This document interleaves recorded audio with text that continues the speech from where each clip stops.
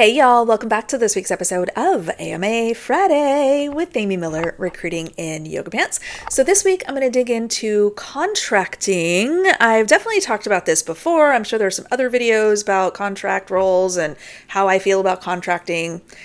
Anyway, I'm going to revisit it. I think this is important, and I also want to make sure that y'all are very, very clear on the questions you should ask before you commit to something, especially if you're in that unique position of being able to consider both contract or a direct hire, straight to the company type of role. So here's the thing. I am noticing, so this is June 2025, by the way. I am noticing an uptick in contract opportunities. I love this for us, okay? And let me tell you why. In my 26 years, 26. In my 26 years of recruiting, and a big chunk of that was in agency, I have seen those ebbs and flows. I've recruited through recessions and dot-com bust and the housing bust and all kinds of bad stuff.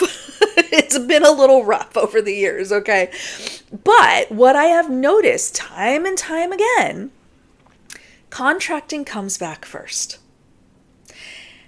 Now, I'm no economist, I'm no labor market expert, but I do believe this is because it is so easy to bring on a contractor and even easier to let them go.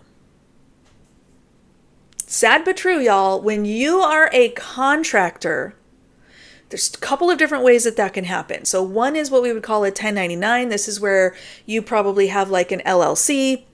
You are a direct supplier of the company that you are providing services to. They're paying you, however much hourly rate or project rate or whatever.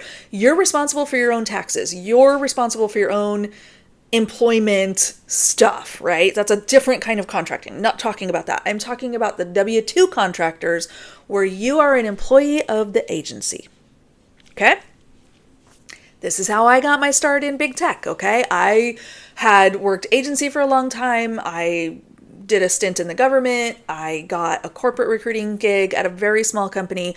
I actually left that job to accept a contract recruiting role at Microsoft. Risky, huh? I mean, seriously, I remember thinking, is this a good idea? Should I do this? Oh, screw it. I'm going to do it. What's the worst that can happen? And I did. I took a chance because I knew Microsoft has a pretty good this is in 2013, but at the time, pretty good track record of converting contractors to full-time. I believed in myself. I knew I could kick butt and do a great job and, get converted. So I wasn't worried about that. And I wanted to get into tech. I wanted to actually be part of, an organization like that. So I took that chance, converted very quickly. I was very fortunate, right place, right time, excellent boss who believed in me. So thank you, Cody. And it worked out well for me. I highly recommend. If you are underemployed, if you are unemployed, if you are struggling, don't discount contract opportunities.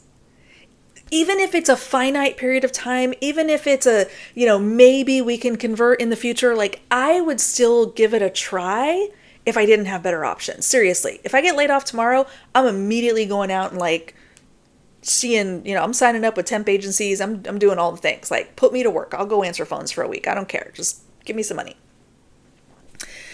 So that's the benefit of contracting. Now, here's the downside. A contract role, for the most part, there may be exceptions I'm not aware of, but for the most part, this is a very important distinction. You are not an employee of the company. You're an employee of the agency. And if the company decides we no longer need this service, or this person isn't working out for whatever reason, which does not have to be shared with you, they call up the agency. Hey, Amy's not working out. Can you please give her a call and tell her not to come back and, have her, we'll send a box so she can ship her stuff. That's it. You're done. There's no protection. There's no HR. There's no like warning via PIP. There's no layoff with a severance. Your contract literally ends. Scary, right? Now, you are, again, an employee of the agency, and the agency may be able to put you into a new contract, hopefully quickly, whatever, but there's no guarantees. I don't say that to try to frighten you off of contracting, because I do think it's a wonderful way to stay busy, make a few bucks, and network. But I don't want anyone to confuse a contract opportunity with a full-time opportunity. Now you might be wondering, Amy, why does that matter? What are you getting at? What's happening here? I'm so glad you asked. There have been a number of scenarios over the years, and I'm starting to see and hear them a little bit more often. That's how I know the market is shifting a little bit, which I'm excited about. But I'm seeing some bad behavior from my agency friends. Here's what's happening.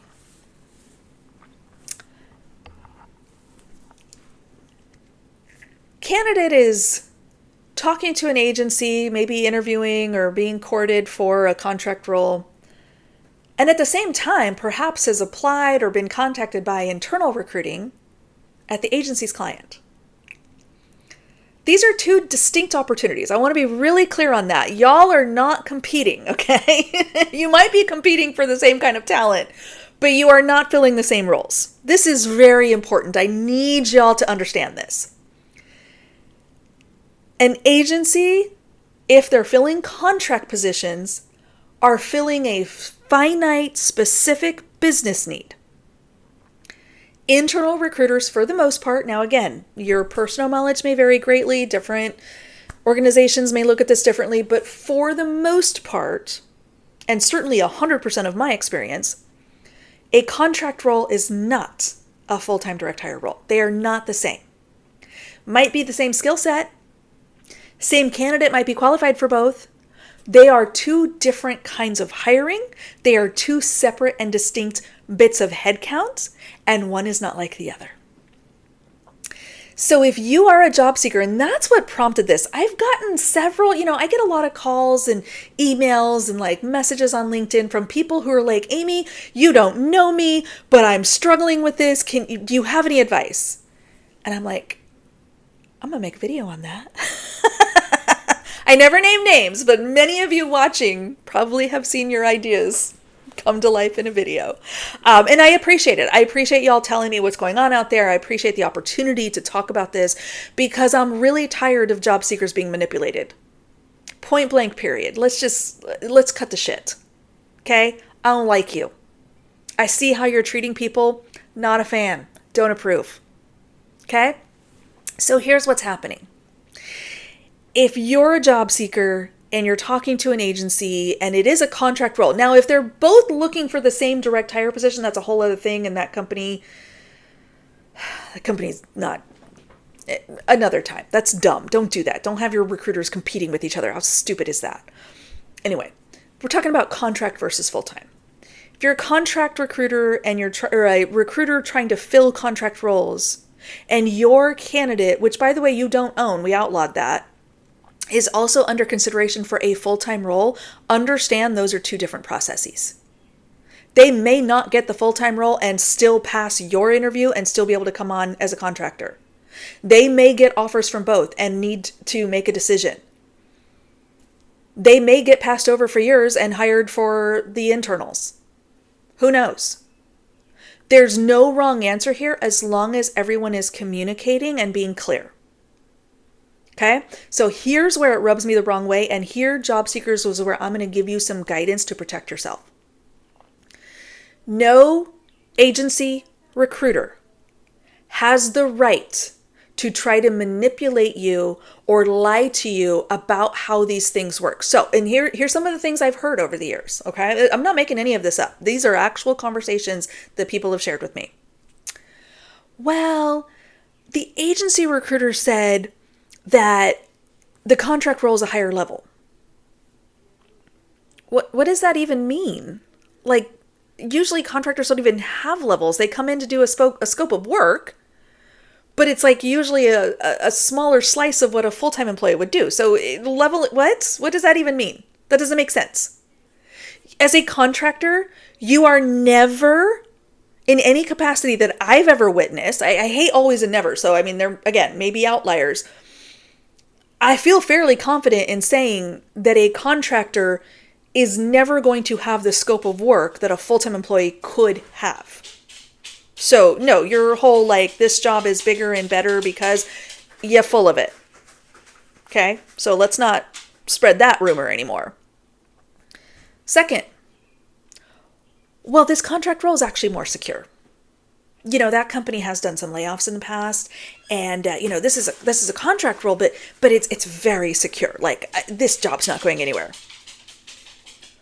Okay, once again, how easy is it to end a contract? Pick up the phone. How easy is it to lay someone off? I mean, it happens a lot, and I respect that, but there's a lot of paperwork involved. Doesn't happen overnight, okay? The plotting and planning is going on for weeks, I promise you. So your contract role is more secure? You sure about that? Yeah, you're lying. We know it. Here's my favorite. I had a good laugh over this one. I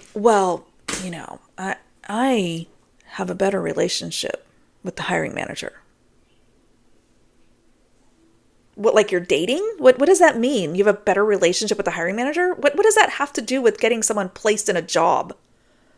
Look, I have great relationships with my hiring managers, okay? And I'm sure that they have great relationships with some of their agency partners. My team hires contractors sometimes. There's nothing wrong with that. They're an important part of our business. We need them to get stuff done. I have no issue with that. I have a massive issue with a recruiter on the outside trying to manipulate job seekers their direction because y'all have a relationship. Why? Because they let you buy them lunch? I sit next to them. Well, it's not a competition. If it was a competition, I would win. But it's not a competition.